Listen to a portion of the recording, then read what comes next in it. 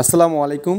আসন্ন আমাদের ৪৯তম বিসিএস যে বিশেষ আর কি, সো তো এটা আমরা কীভাবে অ্যাপ্লাই করব এটা দেখবো এখন। তো এই যে আপনার এখানে এক্সামিনেশন 2025-এ আমরা ক্লিক করবো এখানে ক্লিয়ার।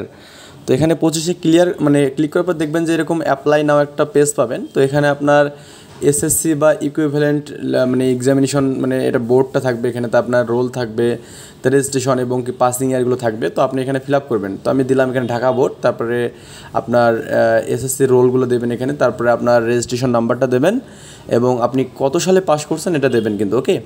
তো এরপর আপনি কোন ক্যাডারে আবেদন করবেন এখানে যে application form the technical and professional ক্যাডারে এখানে আমি ক্লিক করব, ওকে।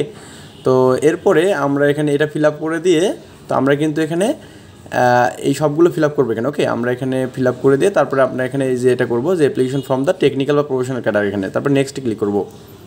তো নেক্সট ক্লিক করার পর আমাদের এরকম একটা অপশন পাবেন, এখানে দেওয়া আছে ডেট অফ বার্থ, তারপরে এখানে আপনার জেন্ডার সব কিছু দেওয়া আছে। আমরা এখানে এক এক করে সবগুলো ফিল আপ করবো এখানে, ওকে। তারপরে আমরা প্রথমত এখানে আপনার এখানে ডেট অফ বার্থটা দেবো এখানে। তো আপনার জন্ম তারিখ আর কি যেটা সেটা আপনি এখানে দিয়ে দেবেন, ক্লিয়ার। তো আমি এখানে আমার জন্ম তারিখটা এখানে দিয়ে দিলাম, আচ্ছা মান্থ দিলাম এখানে এবং কি আমার ইয়ারটা দিলাম এখানে। এরপরে জেন্ডার দেবো এখানে আমরা, তারপরে কোটা যদি থাকে তাহলে কোটা দেবো, না হলে দেওয়ার দরকার নেই, নন কোটা। তো এরপরে আপনার এখানে মানে আপনার এমপ্লয়ি মানে কোথাও চাকরি করা থাকলে সেটা দেবেন, নন এমপ্লয় মানে প্রথমবার হলে মানে কোনো চাকরি না থাকলে নট এমপ্লয়েড দেবেন এখানে, ক্লিয়ার। তো এরপর আপনার মেরিটাল স্ট্যাটাস যদি বিবাহিত হন তাহলে সেটা দেবেন মেরিট দেবেন, না হলে সিঙ্গেল দিয়ে দেবেন এখানে। তারপর আপনার ন্যাশনালিটি এখানে বাংলাদেশি দেওয়াই আছে এখানে, কারণ আমরা বাংলাদেশি, ওকে। তারপর আপনার হচ্ছে এনআইডি কার্ডটা দেবেন, থাকলে ইয়েস দিয়ে দেবেন, দিয়ে আপনি করবেন কি আপনার ওই এনআইডি কার্ড নাম্বারটা এখানে দিয়ে দেবেন, আচ্ছা। বার্থ রেজিস্ট্রেশন যদি থাকে তাহলে ইয়েস দেবেন, দিয়ে ওই রেজিস্ট্রেশন নাম্বারটা দিয়ে দেবেন এখানে। তারপরে আপনার যে পাসপোর্ট থাকে দিয়ে দেবেন এখানে পাসপোর্টের এটা। এরপরে পাসপোর্ট দেওয়া হয়ে গেলে আমাদের এখানে আপনার হাইট, আপনার কতটুকু হাইট এটা আপনি দিয়ে দেবেন।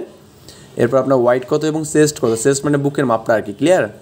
তো কেয়ার অফ, এই কেয়ার অফে আপনার হচ্ছে মানে ফাদার এবং মানে যে কোনো একজনের নাম দেবেন এখানে, ওকে। এটা প্রেজেন্ট অ্যাড্রেস এবং পার্মানেন্ট অ্যাড্রেস দুইটাতে একই ধর ট্রাই করবেন তাহলে ভালো হবে। এরপর আপনার এখানে সবগুলো ফিল আপ করবেন এখানে, ভিলেজ টিলেজ যা আছে ডিস্ট্রিক্ট এগুলো তো সব পারবেন, পোস্ট কোড, মোবাইল নাম্বার, তারপর এখানে এক্সাম সেন্টার, তো আপনি কোথায় দিবেন পরীক্ষা, ঢাকাতে বা আপনার যে বিভাগীয় শহরগুলোতেও আপনি কিন্তু দিতে পারবেন এখানে, ক্লিয়ার। এরপর আপনি এখানে এই যে এখানে টিক মেরে আপনি করবেন কি নেক্সটে চলে যাবেন এখানে, ওকে। এগুলো সব ফিল আপ হয়ে গেলে টিক মেরে নেক্সটে চলে যাবেন। তো নেক্সট ক্লিক করার পর আপনি যেহেতু এসএসসিগুলো দিয়ে ফিল আপ করছেন তার মানে আপনার এসএসসিটা এরকম বুকিং থাকবে। তো এর পাশে দেখবেন যে আপনি এখানে এইচএসসি মানে এইচএসসির আপনার এটা কিন্তু আপনার এখানে শো করবে। তো এটা আপনি ফিল আপ করবেন আপনার এখানে আপনার এক্সামিনেশন, তারপর এখানে বোর্ড, তারপর এখানে রোল, রেজিস্ট্রেশন নাম্বার, তারপরে গ্রুপ, তারপর পাসিং ইয়ার, এই বিষয়গুলো আপনি কিন্তু এখান থেকে সিলেক্ট করে দেবেন, ক্লিয়ার, আচ্ছা। জিপি আপনি কত পাইছিলেন এখানে এই সবগুলো আপনি দিয়ে দিলেন এখানে, আর কতর মধ্যে কত এটা আপনি দিয়ে দেবেন এখানে, দেখবেন পাশে থাকবে এখানে, আচ্ছা। তো এরপরে আপনার হচ্ছে এখানে গ্রাজুয়েশন এখানে আপনার অর্থাৎ মানে কোন সাবজেক্টে পড়াশোনা করছেন, এক্সামিনেশন কোথায় দিয়েছেন এখানে, আপনার এখানে ইঞ্জিনিয়ারিং আর্কিটেকচারে যেটা মানে যেটা দেবেন সেটা আর কি, যেখানে পড়ছেন সেটা দেবেন আর কি। তারপরে সাবজেক্টটা কি আপনার, তারপরে আপনার এখানে ইউনিভার্সিটি বা ইনস্টিটিউটটা কী আর কি, ওকে।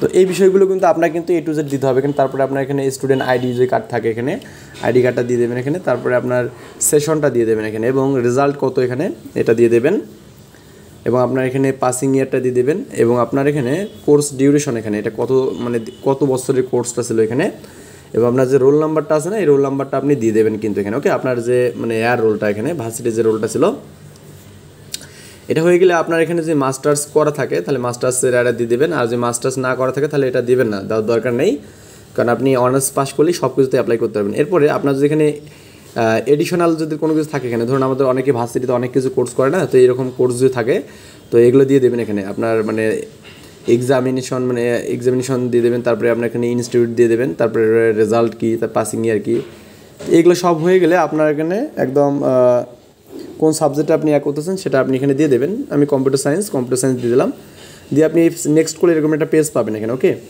তো যেহেতু আমাদের এখানে এটা নর্মালি এটা বিশেষ ক্যাডার, তার মানে জেনারেল ক্যাডারদের জন্য মানে টিচারদের জন্য, তো এটা আমাদের কিছু করা লাগবে না, কোনো অ্যাড বা রিমুভ করতে হবে না। অন্য কোনো ক্যাডারে কিন্তু আমাদের কি অ্যাড করা লাগে, পড়াশোনা ক্যাডার এগুলো স্টেপ বাই স্টেপ দেওয়া লাগে। এটা নেক্সট করার পর আপনি দেখবেন এরকম একটা পেজ পাবেন যেখানে আপনি অনেক কিছু এডিট করতে পারবেন এখানে, ওকে। তো আপনার যে কোনো কিছু ভুল যে হয়ে থাকে তাহলে আপনি সেটা এডিট করে দেবেন এখানে।